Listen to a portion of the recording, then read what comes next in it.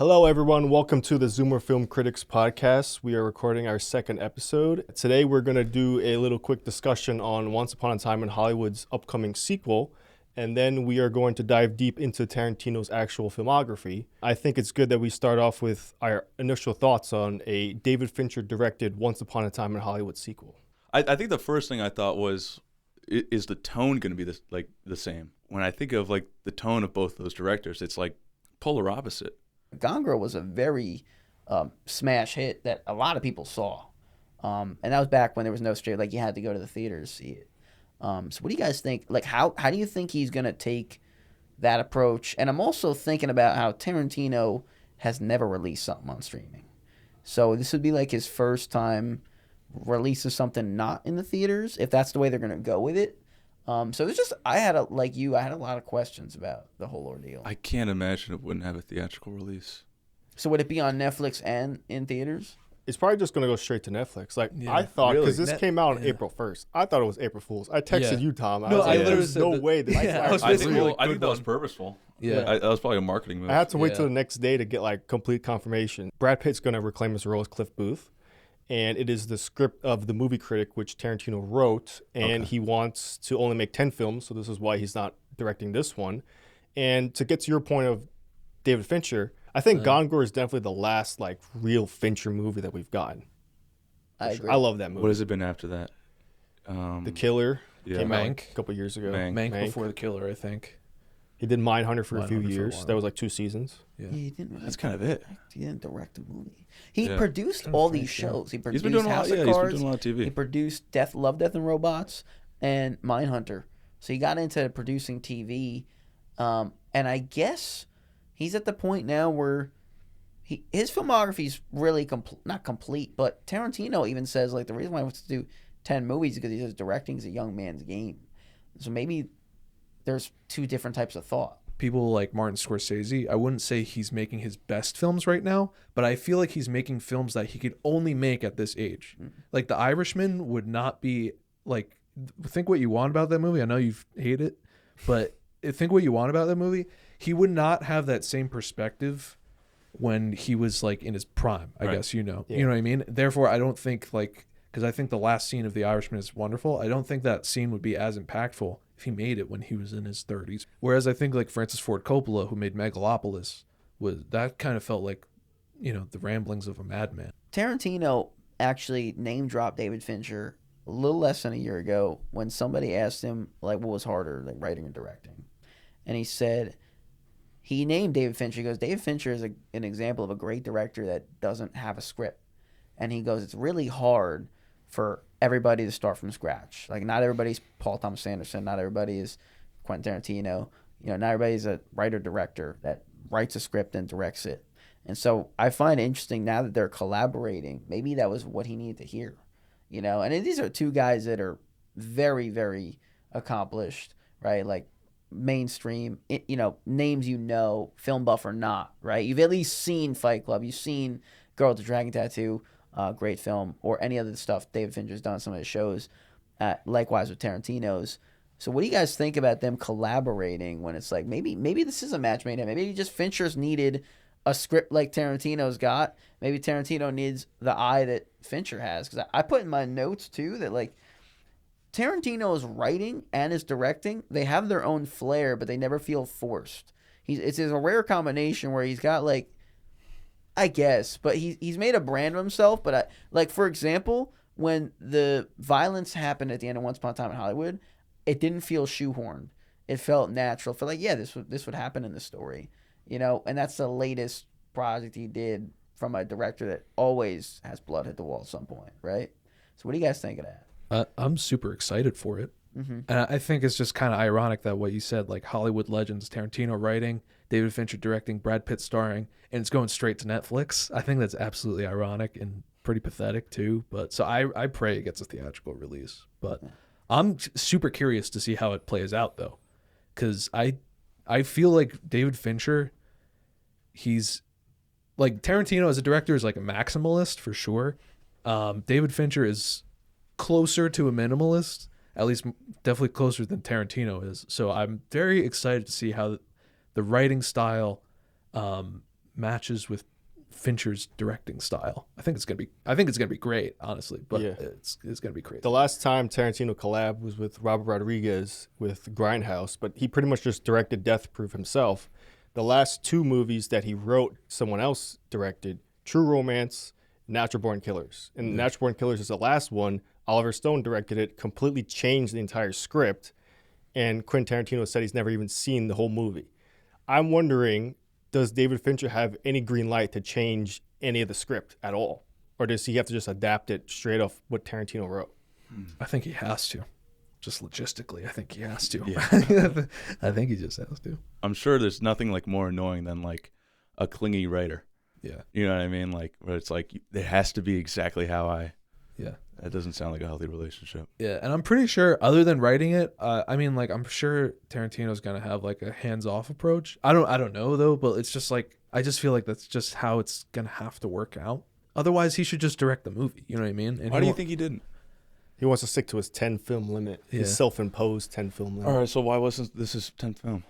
I don't know, maybe probably he has a better idea. Like, will we? Do He you wants think to we'll end with see something why? more- I think he has to Maybe. end it with something like more like dramatic than like Yeah. this movie. Then a sequel. Yeah. Yeah. He Yeah. keeps changing his like, his rules for it, because it's like, I remember, I forget what it was, but he said like, Once Upon a Time in Hollywood, he said, was like my last like epic. And then when it was The Movie Critic, he was like, The Movie Critic is going to be more like an epilogue.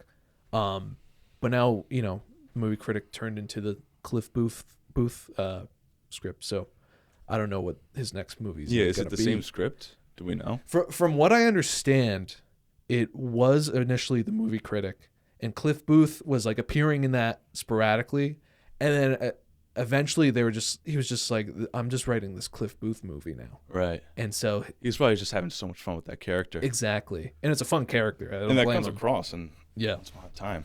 The way that they direct the violence is very different too. Tarantino is more of like, if you're watching a Tarantino movie, he's trying to accentuate like everything with sound effects, with practical effects, with choreography, with editing. Like a punch on his camera looks a lot different than a punch on David Fincher's camera. David Fincher's the type of guy to film a fight and you see 3 punches in one wide shot, like in Fight Club. It's very static, very like cinema verite. Tarantino is giving you 3 different cuts, and it's all legible. You can all see it, well choreographed and everything, but they just film it differently, and there's no right or wrong way to do it. But I'm interested to see how Fincher directs violence with a Tarantino script. Is he going to adapt to the tone, or is he going to do it the way he does it? Tarantino loves the elements of film. He loves the music. He loves the set. He loves all that. Whereas Fincher, his scenes kind of just blend in. Like the mise en scène is like, if you're in this basement, it's just going to look like a basement. There's not going to be fucking neon lights and this. It's going to look like a basement where a bunch of sweaty dudes like punch each other in the face, So they're different, but I think this is why I'm excited about it. It's like you got 2 different palettes going at it, in a collaborative effort. Well, Fincher also directs stuff very clean, Yeah. and that also He doesn't want to be seen as Yeah. a director, whereas like Tarantino's very like, here I am. Yeah, and Tarantino's like more gritty style, but it's also Fincher shoots everything digital, especially nowadays. While Tarantino is like a true like film enthusiast. Yeah. So like, I think for sure Fincher has say on like, I'm shooting this digital. I don't Yeah. think Tarantino can like make him shoot it on film.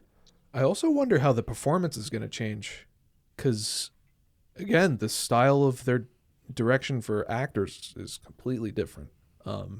Like Fincher sometimes prefers like a very desaturated style of performance, and again, Tarantino is like out there, throw it out there. It's very operatic. sure. It's almost like sing-songy. Before we get to Tarantino's filmography, I wanted to bring up one more point, and it's a little off track, but I think we're kind of touching on it right now. There's a lot of franchises out there where the first movie is great, it comes out, and the second or third or somewhere down the line, another director and another writer gets involved, and it's a completely different product.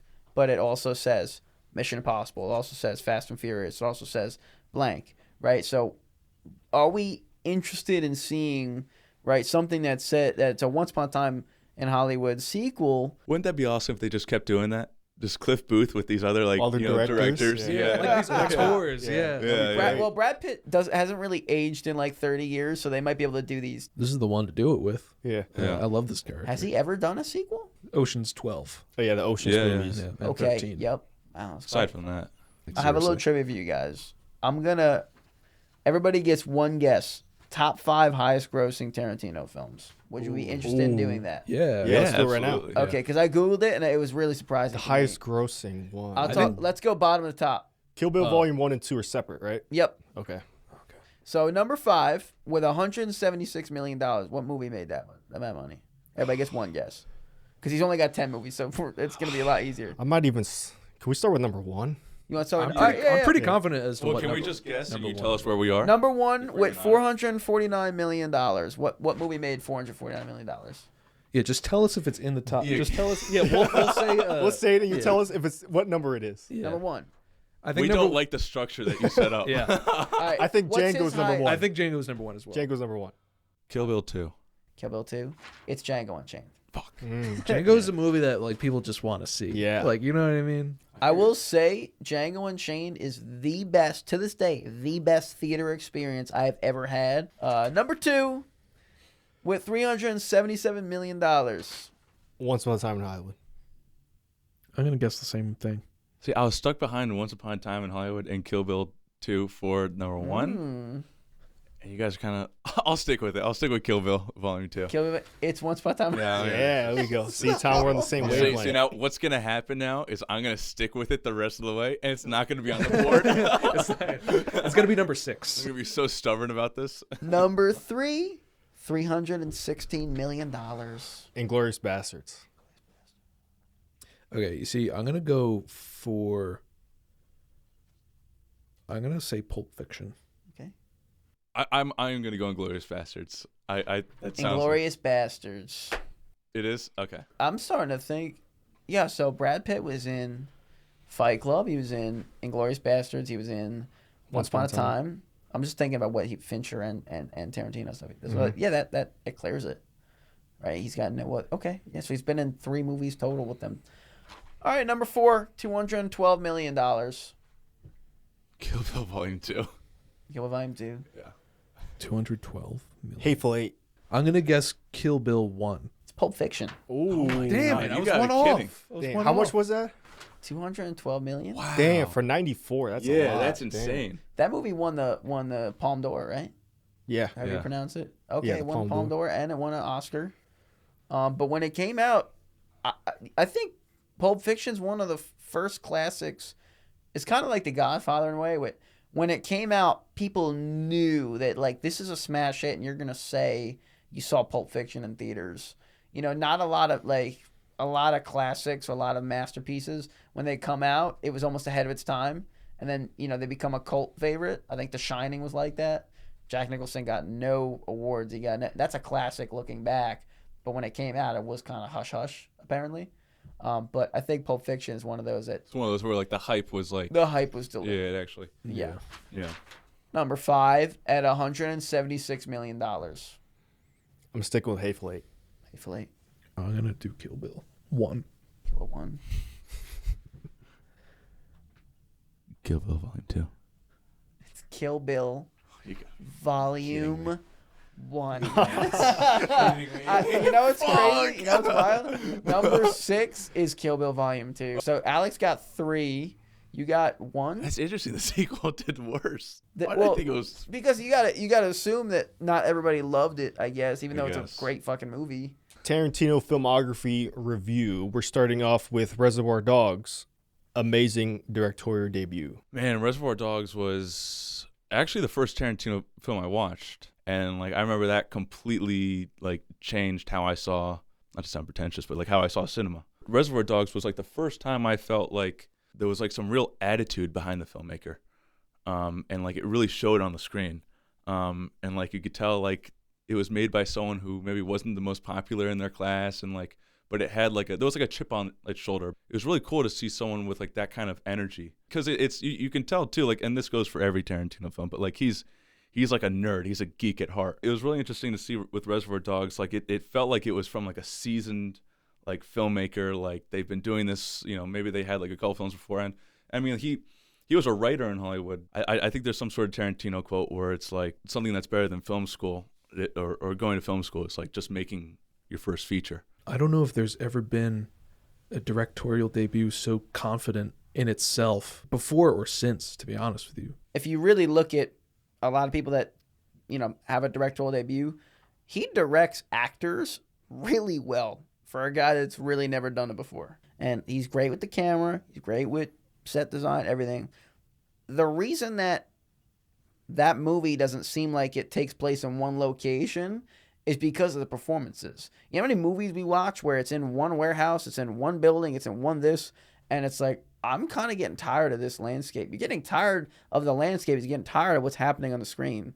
Reservoir Dogs, it always feels alive. Like when they're in the warehouse or not in the warehouse, it feels like some shit is always about to go down. And Tarantino even said, if you make a script where, even if it's not that violent, but you always get the sense that violence might happen, it's a lot more interesting. I like Reservoir Dogs a lot. I actually love it. It's a great film. He also like gears his actual writing for the actors. Like he has an actor in mind when he actually writes his films, which I think like lends to your point of why he gets such good performances out of all He his lets them actors. play to their strengths. Yeah, exactly. Because like I think it's like an actor's dream to get cast in one of those just so they can read off that dialogue because it's so dense. Steve Buscemi in that opening scene when he talks about not tipping. In any other movie like prior to that, that scene would be cut out. But that movie, like in particular, spawned a whole generation of filmmakers writing stuff like that you see in so Small many talk. movies nowadays. Yeah, the small talk. Yeah. That's a good point. That's always the if you go to film school, there is no avoiding the kid that's trying to write like Tarantino. Yeah. I mean, shit, I tried to write like Tarantino for a little bit. And that leads me into Pulp Fiction. It is, like you said, a freshman film school student's favorite movie. That's one of the movies that got me like into movies. It was just something I've never seen before. What about it had you never seen before? The non-linearity of it was really interesting. It was the first Tarantino movie that I saw at the time, so the dialogue was a big shock. I didn't know somebody could actually write like that. I didn't know that like characters can be performed in such a way. I didn't know that you could show such shocking things like the needle going into the chest. Overdose. Yeah. The whole thing, it's just so graphic through and through. Yeah, just like the structure was just like pretty mind-blowing. And the fact that you could actually do that, and then like in one scene you see this guy is alive and then he dies, and then in the next scene he's like alive again. It's like, that was probably the first thing I saw that had like actual vignettes, that worked together to tell the story. Yeah, it kind of blew my mind. And to some degree it still blows my mind. It is like there were a lot of copycats for sure, but it's still very singular, that film, I feel like. It's copycats for sure, but hard to replicate. I want to just bring up that John Travolta was a huge star after Saturday Night Fever. His career went every which way. And then he was in Pulp Fiction. And he was right back on the map. Pulp Fiction has to be one of the best examples of an actor renaissance movie. Because he was nowhere to be found. And to be quite honest, the fact that Quentin Tarantino put John Travolta in this movie was kind of a big risk for him because he wasn't in... He had to be so confident. He's like, I know that this guy can play a hitman that's going to do like one dance scene. It's going to be like comic relief and everything. And put him in a movie next to Sam Jackson, who is dynamite, right? John Travolta just had the comeback of the century with this movie. And even though we weren't alive for when this happened, I do got to admire that. I never really realized that until after I saw it, that yeah, this guy's filmography before Pulp Fiction was a lot different than after. Because after Pulp Fiction, his career had he was in a lot of stuff, right? And the last thing I'll say about Pulp Fiction is the characters make the script. Even though it's a crazy story, it's really not a crazy story. It's a very minute story that just has a lot of crazy people attached to it. It's a very easily concepted story that is accentuated by just out of this world locations, characters, like Jack Rabbit Slim's, the restaurant, right? How much personality is in that location? How much personality is in the thrift store that Bruce Willis runs into when, I'm not going to say what happens to him, right? Like all these places fit into this different kind of universe, even the diner, right? Like there's so much surrounding this film that name another restaurant, another movie. I haven't seen Pulp Fiction in 5 years. Jackrabbit Slims. Like, this is a different type of iconic. Big Kahuna Burger. Right, big, like, dude, we're naming shit off the menu now in this movie, right? Like, even though it's exaggerated, right, it's told, but, like, it's just, it's its own thing. I think Tarantino tried to make as clean a slate plot-wise so that he can just, like, color in every scene as densely as possible. When was the first part that you realized the movie was nonlinear? Wait, the first time I realized... The first time you realized the movie was nonlinear. Oh, like, Oh, like watch at it. what scene Yeah, did I what realize? scene? Oh, shoot. I think it definitely happens later in the film, so I definitely didn't pick up on it. But the scene when John Travolta gets killed was the ultimate, like, oh, I get it now. Everything, I was starting to piece things together completely now, like the sequence of events. Have you ever seen the cut of it, like, in sequential order? Never. No. The movie's actually not as good. Yeah, I Right. can imagine that it's just a Now, bunch of why? nonsense Why do you think that is? happening. I'm wondering if Tarantino took the script originally thinking it has to be nonlinear, otherwise it won't work. Because I do think, like, linearly, Yeah, it just doesn't. at what point did it become nonlinear? Imagine if it happened in the edit. Well, how about this? If it doesn't start and end in the diner, how would it end? It would end with Zed is dead. Zed is dead, baby. Zed is dead, right? So if they did end the movie there, it would have felt like an ending. But the diner ending is even more impressive because we know that these guys make it out of here alive. We're still, like, we still have to worry about the briefcase. We still have to worry about, you know, Sam Jackson and John Travolta's just the tension in the room is still there. How many times could you actually pull that off as a director? I can't even think, like, you really can't name another actor that could play another character in Pulp Fiction. What I'm trying to say is every actor was born for that role. Like, try and replace Ving Rhames in that role.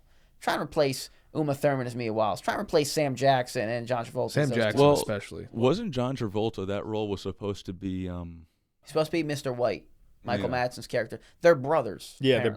brothers, yeah. And they reference each other in the film. Didn't he have a script that was supposed to be the two of them? The Vega brothers. Yeah. yeah. That's a That would lost be- script that should be yeah. revived. That would be a great. Yeah. Give it to someone else to Yeah, direct Fincher it. should direct Fincher. that one. Fincher should just direct all of Tarantino's spin-off movies. So is his next one Jackie Brown? Yes, next one is Jackie Brown, the one that I have not seen. Neither have I. So I've kind of... I have very little to say about it. if I'm being I honest. likewise. I'm not a huge fan of it. To me, wait, can I give you my impression of the film, and then you can tell me if I'm right? He's questioning me. He hasn't seen it.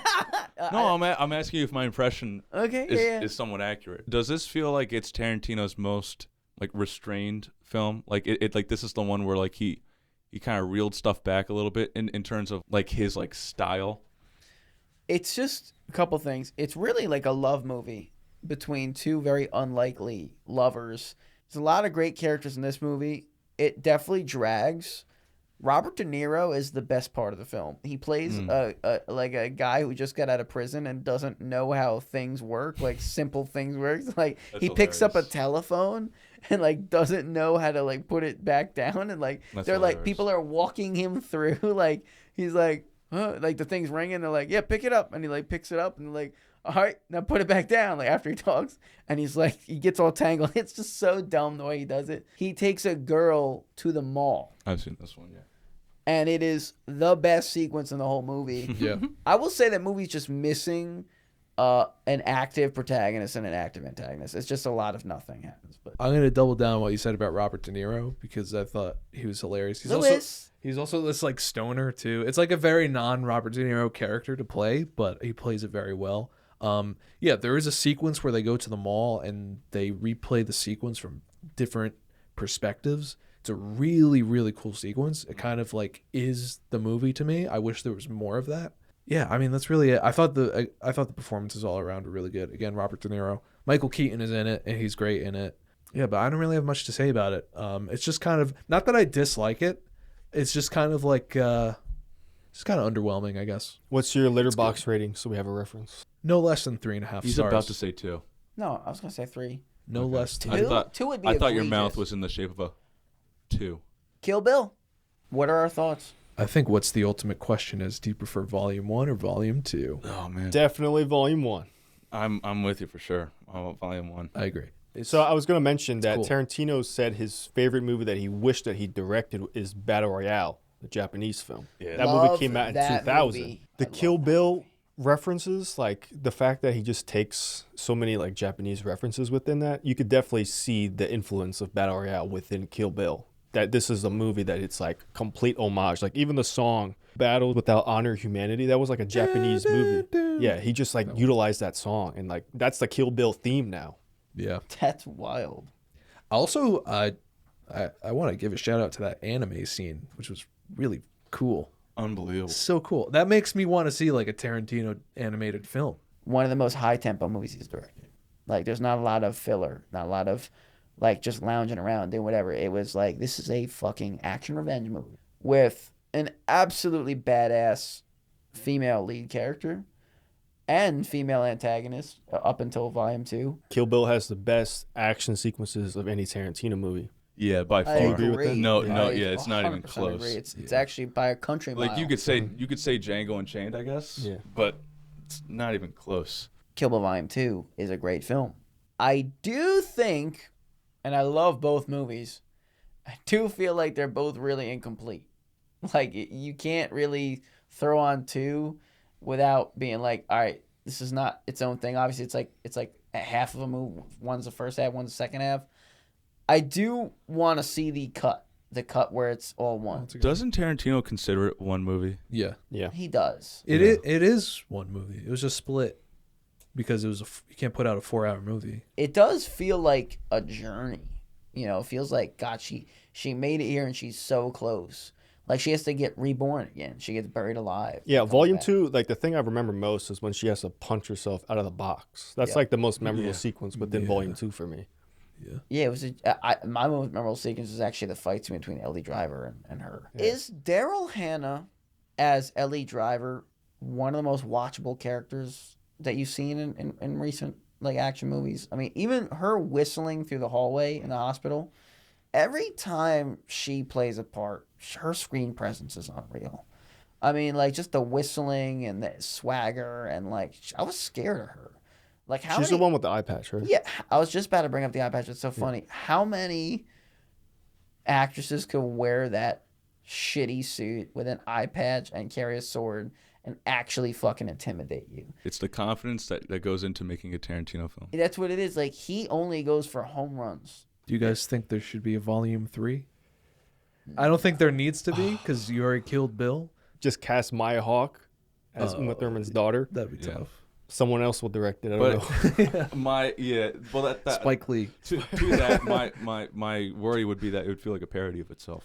Right, yeah. Which is probably what it would end up Because being. Kill Bill and is that pr- is, like, I guess, yeah. at the end of my day, that is my concern with this new Fincher film that they're doing. Like, is this going to feel like a parody of a Tarantino film? If it is a success, though, he could just like release all these like unfinished scripts, give it to someone else to make. Absolutely. And then like that just saves him. I've only made 10 movies, but I've had Then- all these ideas thrown out there to Yeah. different people. And he makes himself a franchise at that point. You know what I Yeah. mean? Isn't that crazy? That he should do that. So I'll give you guys the rundown of what Death Proof is all about. Okay, Death Proof is one half of the Grindhouse movies, Grindhouse series, I guess. So Planet Terror was Robert Rodriguez's half, and Death Proof was Tarantino's half of it. Obviously, I think it's a fun movie. I don't think it's a great movie. Tarantino DP'd it, and he also edited it. I'm pretty sure. My thing is that he probably should have just stuck to like directing it. Because it just kind of feels like, especially like he probably shouldn't have edited it because there's a lot of excess. You can cut the movie in half, and it's basically like there's one really long setup that feels like its own short film, and then we never see those characters again, and then we have a whole new set of characters that we have to get attached to. And I find the first half of that to be a lot of fun, but then the second half, I had to ease into it a little bit more. The momentum just kind of stops.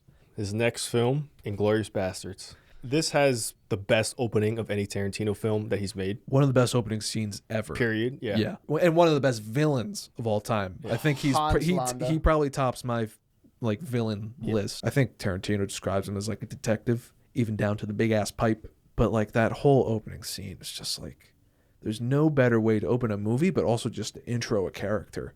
He's just like the nastiest son of a bitch. But also like kind of funny too. Like, you know what I mean? Like there's a lot going on with him. Margaretti. That whole shit. Yeah, double Buongiorno. down The on it. best, bro. The best. Buongiorno. That scene where he starts speaking Italian to them and they have no idea what he's saying. I mean, that is hysterical. How many highlights are in that movie? The first scene, very suspenseful. You know what else is suspenseful? The card game scene. When they have it's like heads up, right? In the bar, the 3 glasses scene. There's great scenes of comedy in this film. And it's a 10 out of 10 with each one. So he's basically doing each element of this film, action, comedy, suspense, and knocking it out of the park for 2.5 hours in a different language most of the time. With an original script, with characters like the Bear Jew and and Hugo Stiglitz. Not only are the actors really funny, even the way it's edited has personality. Like the way Hugo Stiglitz has a guitar riff, like, and then the text comes up with his name, Hans Landa. Not only does he make the movie, but he is a very active antagonist. So there's one thing if your villain is just a great villain, but there's another thing when you have a villain that constantly changes the story. I want to highlight the bar scene. That scene is only good because they're speaking in German. Apparently, like, native German speakers can like pick up on the fact that he doesn't speak German as well. So he's like threading the needle of actually pretending that he's a Nazi within the film. And then when he does the 3, it completely blows his cover. And like that, you just don't see in any other director. I think it's 80% of the film is a foreign language. I think only like 20% is English. And the fact that it did, like, a movie like that did so well in the United States kind of goes to show it doesn't really matter what language you're speaking. I wanted to touch on something for Inglourious Basterds. Sally Menk, her and Tarantino had, I guess aside from Death Proof, they had collaborated on every film that he did.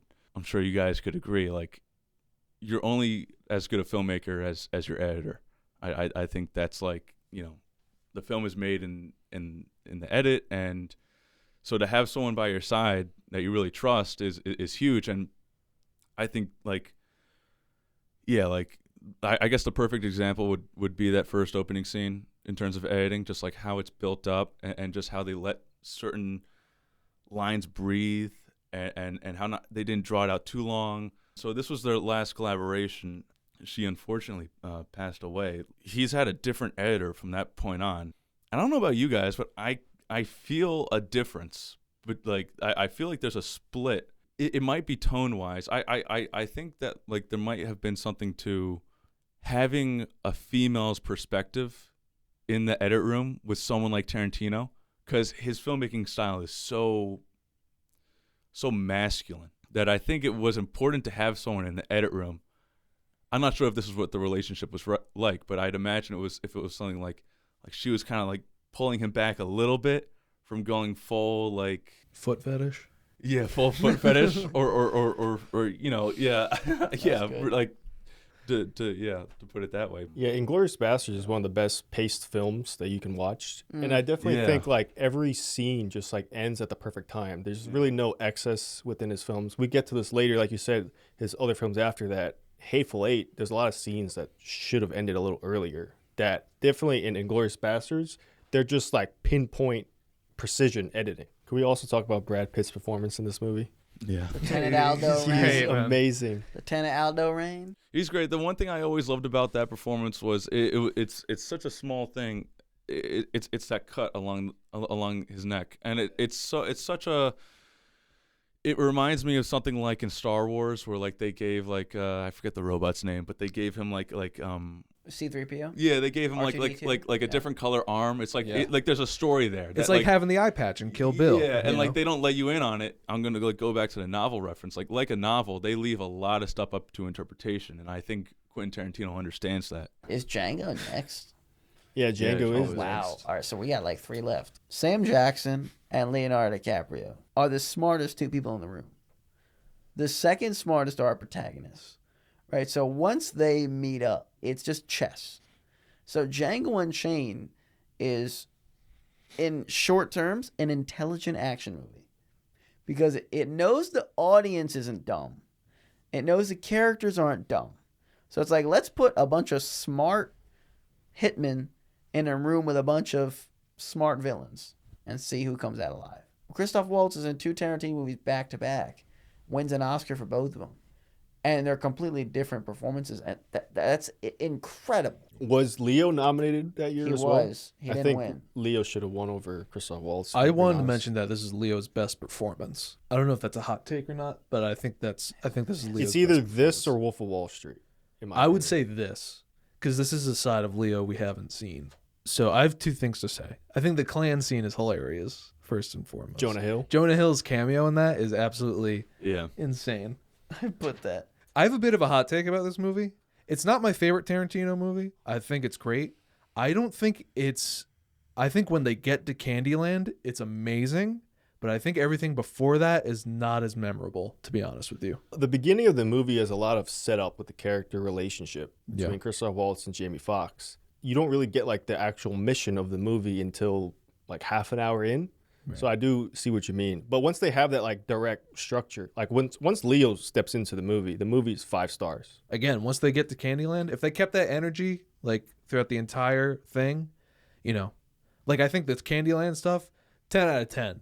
That automatically bumps it up to like, almost like a 4.5-star movie for me. That leads us into Hateful Eight. Did you guys watch this movie in theaters? Yes. Yes, this was one of my favorite theater experiences. I saw Jack, it. did in you watch the it? I didn't see it in theater, no. See, Tom and I, we didn't watch it together, but we both watched it 70 millimeter with the intermission. Oh, Yes, And that actually makes the movie a lot better than watching it straightforward. 1,000%. It was a great experience. Did you get the program as well? Yes. Yeah, they gave you a program and everything. So just like that experience, you heard like the film reel like in the projector booth. So it was like the real deal. It was cool. I don't remember seeing it since though, to be honest with you. Wasn't the script for this like leaked or something like that? Yes, it was. And then they were doing table reads of it for a while, and he was like, "Oh, this was leaked out. I'm not gonna like make this movie." And then eventually he made this movie. It's awesome to see him making a Western because you can tell like he loves them. If you ever watch like a Sergio Leone film, it's almost kind of funny because it feels like it's a Quentin Tarantino film. You touched upon the Sergio Leone. The person who did the score was Ennio Morricone, right? Who I think did like the Good, the bad, Yeah, the ugly really? score. the Fistful of Wow. Dollars, that whole trilogy. I didn't know that. And one of the cool things about the screening, I don't know if, because again, I haven't seen it since at home, but one of the cool things about seeing it in the theater is that they had the overture at the beginning. Do you remember that? Mhm. And that was like a really cool experience. Like they had just like a section where you just listen to the score for like, I don't know, 5 minutes or whatever.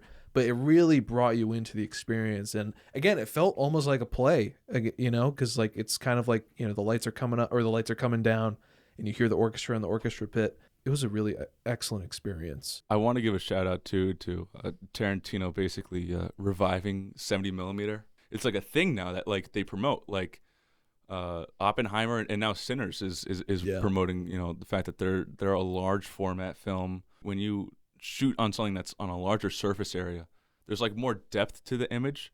This is like the apex. And I think Nolan. You should probably mention Christopher Nolan at the same time. With IMAX and all that. Like he's been really big on kind of reviving that. Once Upon a Time in Hollywood. It feels like Once Upon a Time in Hollywood is the film that Tarantino always wanted to make. It's a film that takes all the craft and love of filmmaking that he has throughout his whole entire filmography and throws that into one movie. It's a love letter. Yeah, it's a love letter to not just Hollywood, but the eras of the movies that he grew up watching. It's one of the best hangout movies. I'm a sucker for hangout movies. I love Richard Linklater's movies. I love The Big Lebowski. Yeah. And Once Upon a Time in Hollywood might just be like my favorite of those type of hangout movies where I can throw it on at any point in time and I can just pick it up and watch it the rest of the movie. You kind of hit on it. Like you could tell he loves the subject matter so deeply. And like there's this like famous like clip of Tarantino online for aspiring filmmakers where it's like it's him sitting down and saying like if you love movies enough, like truly love movies, you can't possibly make a bad movie.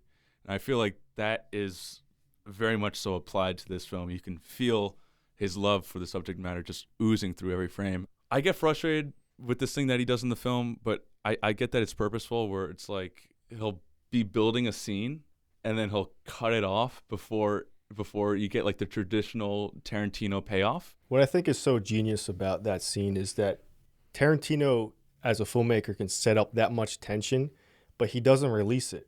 he lets it like simmer throughout the entire movie, and that's just why the third act works Yeah, so well. that's right. The And whole it movie just- is constructed like one of those sequences. Yeah, exactly. Right. And then like the third act just releases all Yeah. the pressure payoff- that yeah, was it makes that was payoff built so up much right better. there. Yeah, I absolutely love this movie. So I think I've seen it when I originally saw it. I really enjoyed it. I saw it a second time, and then it just clicked. And It gets better after each watch. I effing loved it. I was having a great. This is like Tarantino going like he had like hints of comedy like throughout his movie. Yeah. This is full comedy. This is full comedy. It even goes into like it's borderline like a sketch comedy movie. Like Yeah. it's almost like a Kentucky Fried Movie. It's almost like the least Tarantino movie. It's the least Tarantino as a Right. filmmaker, but the Right. most Tarantino as a person. Right. If that makes sense. That's a And- really good analysis. Yeah. And so, and another thing I wrote is that it's kind of funny how when we talked about Reservoir Dogs, you mentioned that like when you're watching the movie, you're kind of like, oh, this filmmaker, he has like almost like a chip on his shoulder. But when you watch Once Upon a Time in Hollywood, it's like, oh, this guy is now really softened. And we were kind of talking about before, like, you know, do filmmakers make their best work like if they're older or if they're younger? And I feel like this is one of those movies that he would never be able to make as well if he was young. He has to make this movie now. The parallel that I would make between that would be when Paul Thomas Anderson did those first couple films, and it was very high energy, fast camera movements. And then he takes a little break, and he comes back with There'll Be Blood, very tempered. I liken that to what Tarantino kind of did with this. Another thing I wanted to note is that we talked about like and stuff like Pulp Fiction, Reservoir Dogs, those small conversations, the small talk. That's all this movie is pretty much. And Yeah. I absolutely love it. Like he really leaned into those like those strengths, like the minuscule details. It's one of the best setup and payoff movies that you can have. Every little thing that's set up has like a very big payoff in the movie. The beginning of the film starts with Leonardo DiCaprio in a movie with a flamethrower. Yeah. He's like Yeah. killing all Yeah, these that's true. Nazis, right? That culminates in one of the greatest theater experiences I've had watching the end of that movie. That movie came out the same Mikey year. Madison. Yeah, he puts Mikey Madison on fire. Nora. Burn her to a fucking crisp. That movie Yes. came out the same year as Avengers Endgame. Yeah. And had the exact same type of theater experience watching both of them. One thing I think is really interesting, depending on how Austin Butler's career plan plays out, this is definitely not intentional because Tarantino has no idea where Austin Butler's career is going to go. But like a big theme in the movie is actors, like has-been actors in the new generation coming above. Yeah. That Brad Pitt, as like an ultimate icon actor of his generation, goes and brutally murders Austin Butler, an upcoming actor. And I think that's kind of like a representation within the film that is like kind of meta in real life. That is actually a great point. That literally, like, he's like passing the torch. Like, these are the older, like Leonardo DiCaprio and Brad Pitt. But I then don't- taking the torch away too at the same time. Yeah, He's like because, baiting them. He's like, it's no. like It's like fighting, we still got it, though. fighting the dying Yeah, light, we still got it. fighting the dying light as you get older. I think that's awesome. Yeah, I never even really thought about it like that. Yeah, I never thought of that either. You have Sidney And they're Sweeney, all Austin Manson Butler, kids, too. Yeah. Mikey Madison. It's like the new generation of Hollywood are the killers. Whoa. Because the movie really is about that discussion, the old versus new, especially when it comes to Hollywood. I like the detail that Rick is always like, oh, these fucking hippies. Like, he hates, like, the new generation that is overtaking his generation that, you know, he grew up with. It's really dense, and it's, like, deceptively dense.